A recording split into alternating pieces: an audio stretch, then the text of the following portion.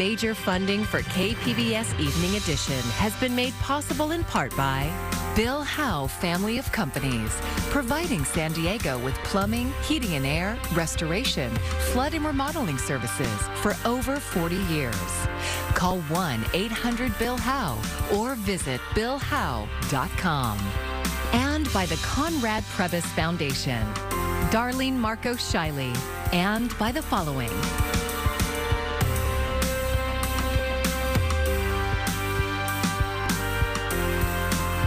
And by viewers like you. Thank you. The Aztecs are getting ready for their biggest game yet, the Final Four. Thank you for joining us. I'm Maya Trabulsi. The SDSU men's basketball team spoke to the media today before heading to Houston. KPBS reporter Melissa May says the team is grateful for support that's coming from all over, including Washington, D.C. Going to a Final Four, and it's exciting. Exciting for me, exciting for our teams, our families. Exciting for San Diego State University and exciting for the city of San Diego. The Aztecs are excited to make it to the Final Four, but Coach Brian Dutcher says this has been their goal since the beginning of the season. We have to go out and finish a job. We recruit saying we're going to be good enough to win a national championship. Now we have to find a way to do it, and obviously the bar's been raised, and so the standard is to get back. So we're going to enjoy this one, but we're always going to fight to maintain the culture and the reputation of this program. Now that the team is gaining national attention, fans are jumping on the SDSU bandwagon. We'll take as many fans as we can get. The bandwagon is got room for everybody, and so we embrace the fact that people are that didn't know San Diego State University basketball are starting to find out about it, and the national stage gives us an opportunity just to show what a special place this is and what a good program we have. Like the San Diego Padres, the San Diego Wave, the San Diego Zoo, and even Vice President Kamala Harris. It's just extra motivation, just to have it be bigger than yourself.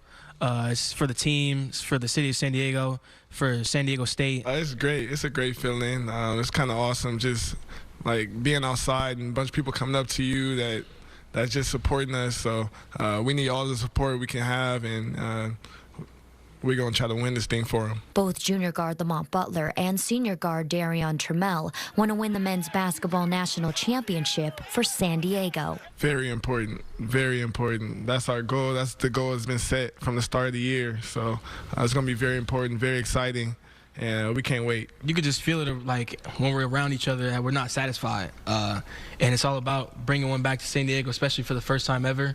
We just know how much bigger this thing can get. So, I mean, we're just excited about that. Melissa May, KPBS News.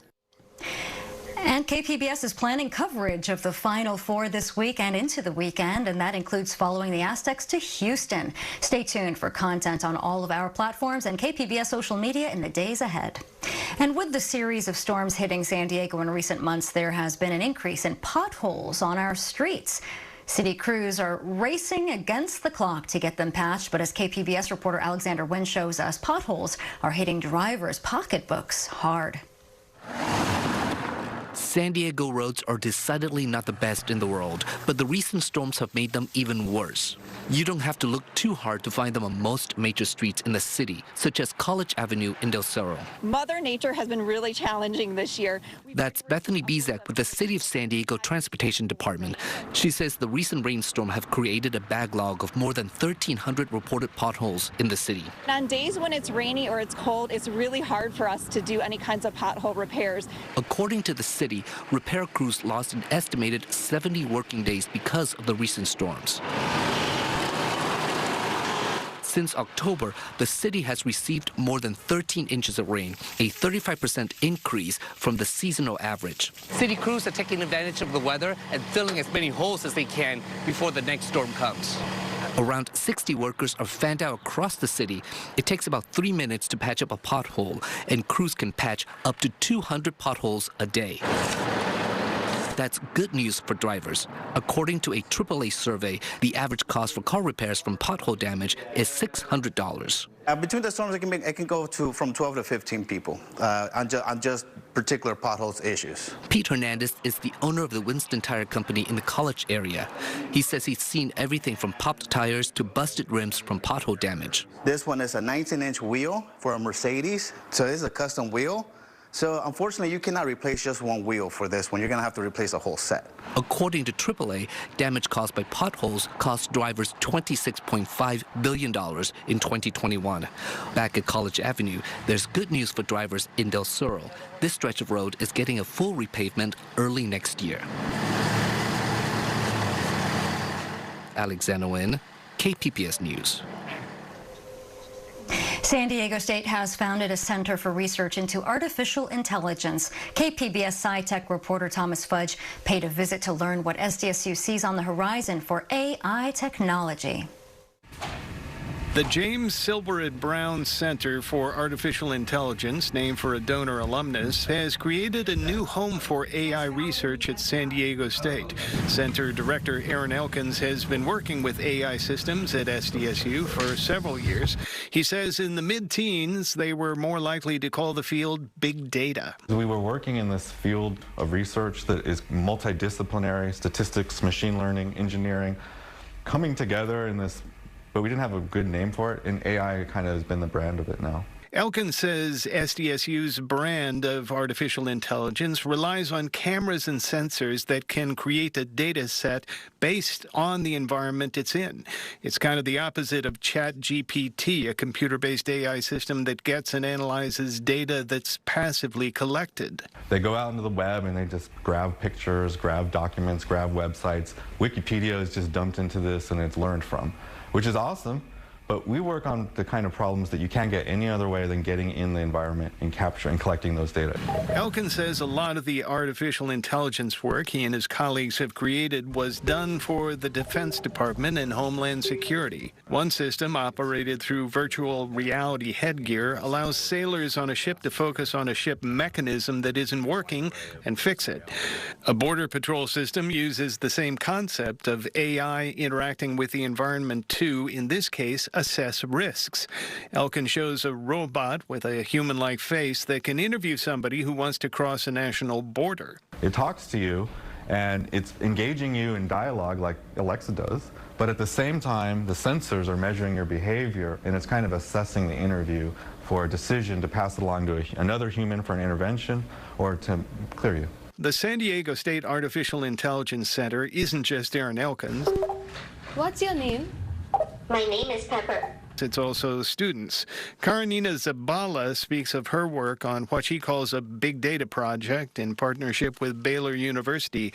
It used artificial intelligence to analyze factors and patterns that could explain why some kids have bipolar disorder. Find relationships with their comorbidities, their past health history, their medication, that kind of thing. And Saul Garcia has spent some time with the center mascot, Pepper. He's using the technology of ChatGPT to make Pepper a robot you can have a conversation with. With ChatGPT, the responses are very natural. They don't seem robotic at all, and people would be more comfortable sharing information with Pepper. Artificially intelligent robots don't usually look like our mascot Pepper, but they do think a lot like we do.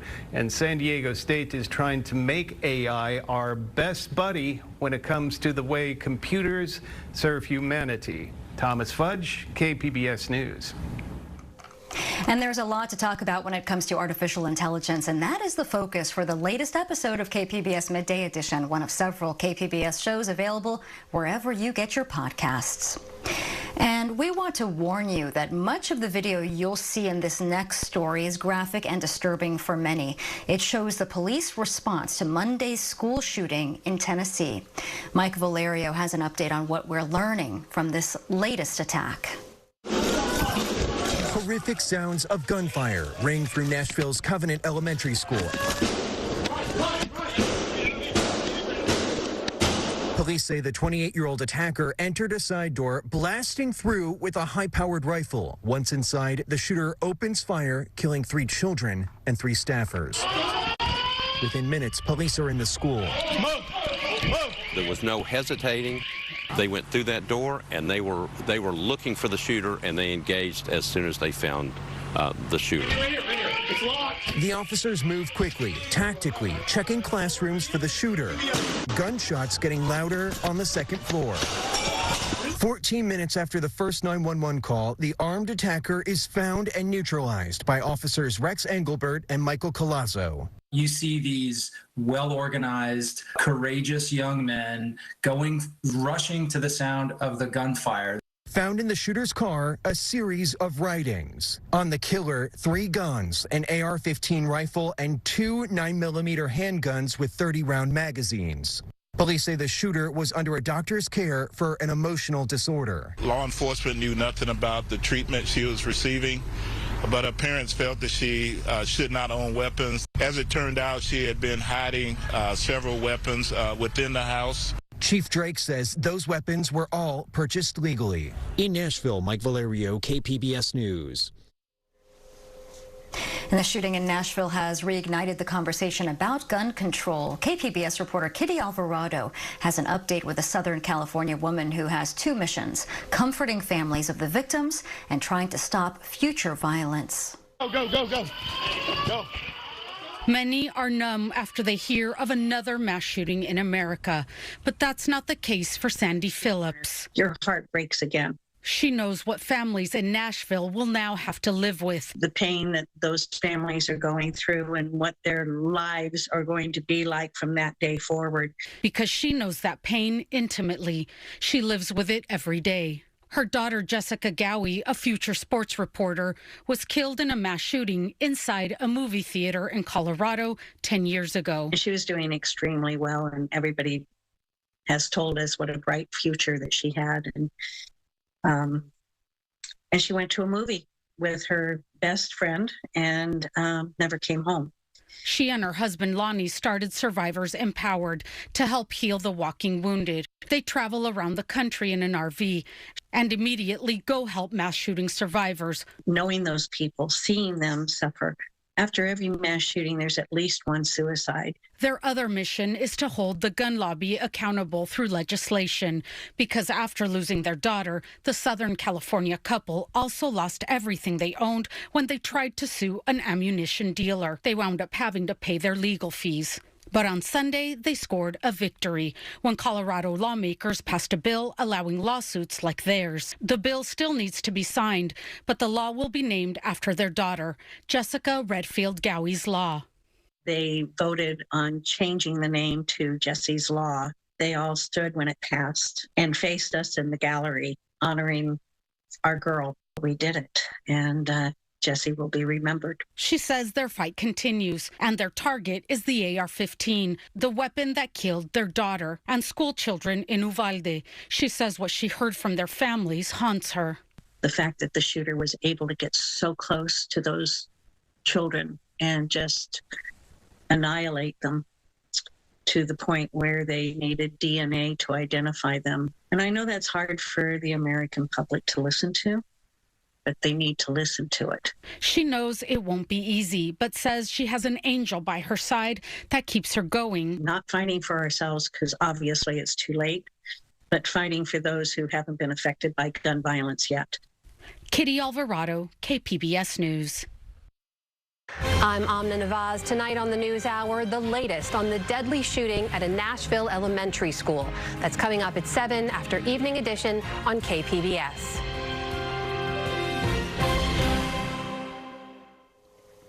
Javier Salazar Rojas is better known in Tijuana as the Deported Artist. KPBS border reporter Gustavo Solis shows us how he uses art to shine a light on the plight of deportees. One of Javier Salazar's favorite paintings is of a little boy in the desert, hiding from the border patrol. The boy crouches behind a bush. He's carrying a light blue backpack that's almost as big as he is. It's actually a self-portrait from when he went on a family trip to Tijuana when he was 11 years old. And on the way back, I tried to load up in the van when everybody was going home, and my mom she stopped me. The rest of his family was going to drive through the port of entry, but Salazar would have to sneak back across the country illegally. And I was like, I thought we were going home. She was like, you know what? You can't come home with us. You don't have any papers. That's when Salazar found out he was undocumented. He had been brought to Oakland as a 3-month-old child and lived there ever since. While his family drove across the border, he had to hike through a rural part of San Diego County. I got separated from my group. I remember hiding in the bushes, and it's when Border Patrol found me. And at 11 years old, I got taken to an immigration center and I got deported. Salazar eventually made it back to Oakland, and he lived there until his late 20s, when he stole $300 from a gas station, got caught, and was sent to prison.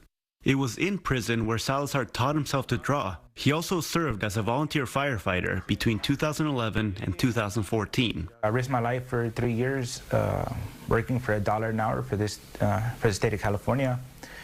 And my last 30 days, they came and told me I was being deported.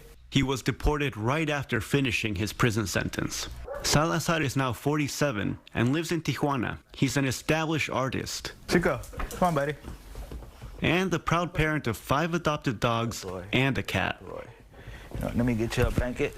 Known locally as the Deported Artist, Salazar's paintings depict migration and border culture. He uses art as a way to tell his own stories and change the way people see deportees. If nobody speaks up, nobody's going to hear our story. Somebody else might tell our narrative, but they're going to tell it through their eyes, through their agenda. He says deportees are depicted as criminals, bad hombres. In theory, they're sent back to their home, but in reality, many of them have no connection to that home. When you're deported and being out here, it's almost like being treated like a foreigner in your own country. They look at you as an outsider. Discrimination plays out in different ways. Some deportees struggle to speak Spanish, or speak it with a thick American accent. Others, like Salazar, have visible tattoos. Sometimes I'm on the bus, and the only available seat will be next to me. And people will come, and they'll stand up. And a bunch of people will stand up rather than sit next to me. Salazar wants his art to change the way people, especially Americans, view deportation. In his case, deportation separated him from the rest of his family back home in Oakland. Well, you're not just deporting a person, you're deporting a father, you're deporting an uncle, you're deporting some family's main breadwinner. You're separating families. So you're just not punishing the person who's being deported. You're punishing the whole family.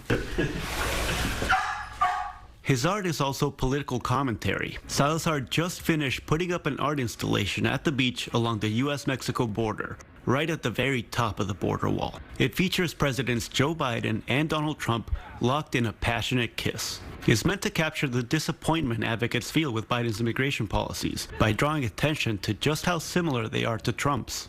Really, it's the message behind it is Biden, breaking all his immigration promises, and also adopting Trump-era laws that are anti-immigrant.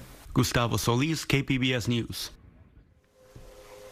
And that story by Gustavo Solis is an example of the in-depth feature reporting from the KPBS newsroom. You can find more of those stories on our YouTube page. It's also where we live stream KPBS Evening Edition weeknights at 5. In recent days, we've seen drought-busting storm systems here in San Diego end up being far more dangerous elsewhere, and that includes Mississippi, where tornadoes killed 25 people over the weekend. Isabel Rosales spoke with some of the survivors. Okay, you're looking at where right here where the house was sitting, and the steps were right in front of the sidewalk right there. Devastation after violent storms ripped through the southeastern part of the U.S. over the weekend, demolishing homes and killing dozens. Like with everything that go on, to be honest, I can't take no more. I just can't. Joanne Winston lost her 2-year-old great-niece, Aubrey, when an EF4 tornado hit Mississippi late Friday night, impacting the towns of Amory, Rolling Fork, and Silver City. Right there. Winston says she found Aubrey among the debris. And I didn't see no house, no nothing. And I looked around and I seen the baby laying a little bit from her mom, from her grandma. You saw them doing CPR on Aubrey? Yes. That must have been horrible to see. It was. I walked away. Winston's niece, Jessica Drain, also spoke to CNN. Drain says her 8-year-old son was in the same house as 2-year-old Aubrey. He is now in critical condition on a ventilator. He has severe brain injury, They had to go in and take parts of his skull out. He's been through surgery. Yeah, he's been through surgery. They say he more. They say he's gonna need about 3 or 4 more. Other families also torn apart by the storms. Words can't express what I'm feeling. I'm just broken and I'm numb. David Brown's parents were killed after their neighbor's 18-wheeler landed on their Rolling Fork home during the storm. But I know that they're in heaven right now. And I was told that they passed away in each other's arms. The governor of Mississippi confirmed Sunday that President Joe Biden approved a disaster declaration for parts of the state, allowing the federal government to help. We're going to work really closely with the governor and his team on what we can do to provide that safety and that shelter right now for individuals. Jessica Drain hoping her family can get help. Knowing they got to start all over, don't really, you know what I'm saying, know where their help going to come from. Know where their next meal gonna come from, or a roof over their head. What do you guys have left? They don't have anything, nothing.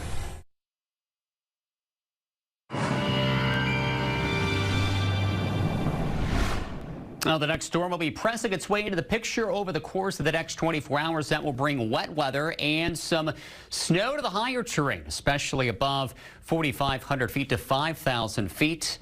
It's going to remain cool the next couple of days, and we'll talk about some less active weather Friday into the weekend. There are winter storm watches up Wednesday night to Thursday, and again, these are going out again for the higher terrain. Again, including areas such as the Mount Laguna. And this is where we can see, again, snowfall. Again, rates on the increase and some travel impacts. Again, as we go throughout that time frame. Now, most of the wind with this system, it will be breezy as we work our way throughout, again, a Wednesday and also Wednesday into Thursday.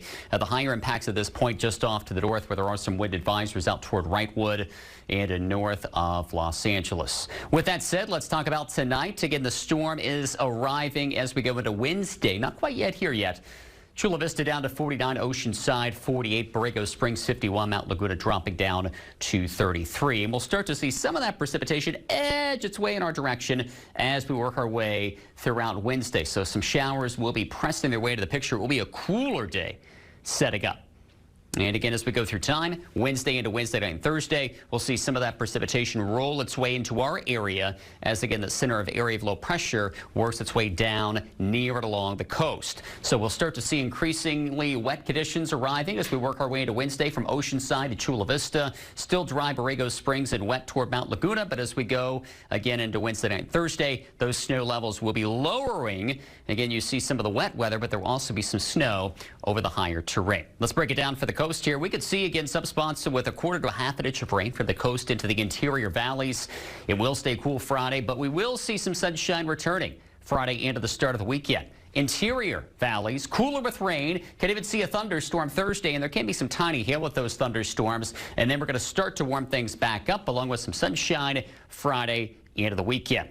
I talked about the snow coming into the mountainous terrain. This will be the case again Wednesday into Thursday. That's where those winter storm watches are in effect. Along with that, some wind. And then we'll start to flip around to some sunshine, albeit still chilly as we go into Friday and Saturday. Milder air by the weekend. And for the desert, and notice also here too, the winds will be kicking up. There can be a couple of showers around, and then we'll trend warmer by the time we head into the weekend. For KPBS News, I'm meteorologist Justin Povick.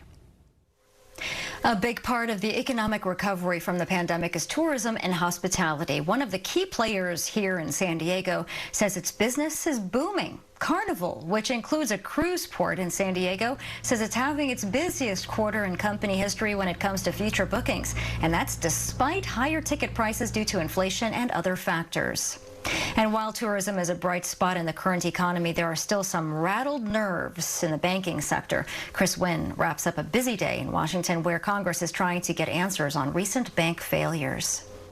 Banks should be on Capitol Hill, U.S. financial regulators testifying Tuesday before the Senate Banking Committee as lawmakers in both chambers of Congress launch formal investigations into what caused the second and third largest bank collapses in U.S. history earlier this month. The quick collapses of Silicon Valley Bank and Signature Bank were no ordinary failures. Michael Barr, a top U.S. Federal Reserve official, says the meltdown at SVB started at the top. This is a textbook case of bank mismanagement. Barr testified that SVB had been on the Fed's radar since November 2021 when it was cited for interest rates and liquidity risks. They didn't take the action necessary. They were quite vulnerable to risk, to shocks, and they didn't take the actions necessary. The bank, he says, collapsed after depositors tried to withdraw $100 billion in a single day, driven by social media and mobile banking. The bank did not have enough collateral to meet that.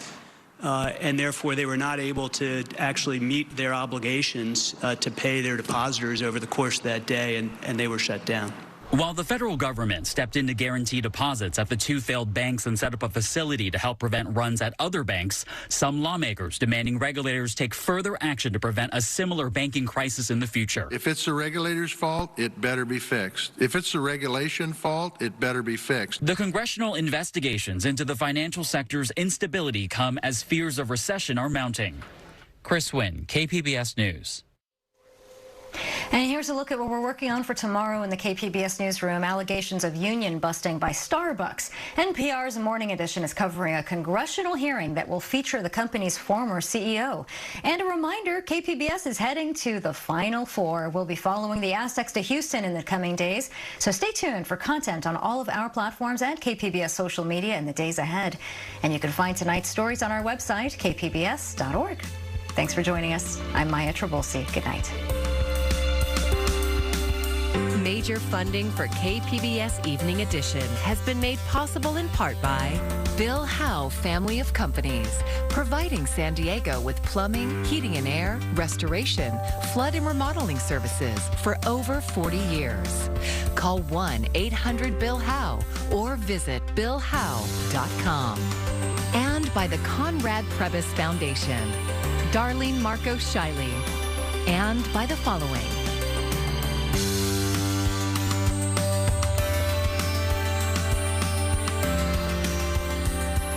And by viewers like you. Thank you.